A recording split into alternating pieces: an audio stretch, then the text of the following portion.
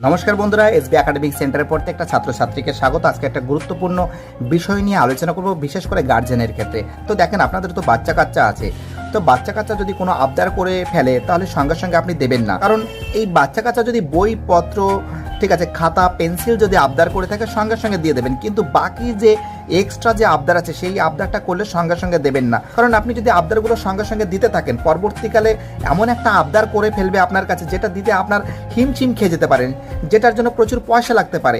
এবং সেই আবদারটা যদি আপনি পূরণ না করতে পারেন, পরবর্তীকালে সেই বাচ্চা কিন্তু সুসাইড করতে পারে। আসলে সত্যি কথা বলতে, ওই বাচ্চাটাকে যদি লেট করে যদি আবদারটা পূরণ করেন, তাহলে সেই বাচ্চাটার ভিতরে ধৈর্য, সৌর্য, সহনশীলতা আসবে এবং সে বুঝতে পারবে যে আমার মা বাবার কাছে টাকাটা নেই, মা বাবা এখন বিভিন্ন সমস্যার সম্মুখীন হয়ে আছে, আমি পরবর্তীকালে আমার মা বাবা আমাকে দিয়ে দেবে। তাহলে সেই বাচ্চা মা বাবার অভাববোধ এবং কষ্ট বুঝতে পারবে। সেই বাচ্চাটার ভিতরে অনেকটা বুদ্ধি এবং তার ভিতরে ধৈর্য, সৌর্য, সহনশীলতা সৃষ্টি হবে।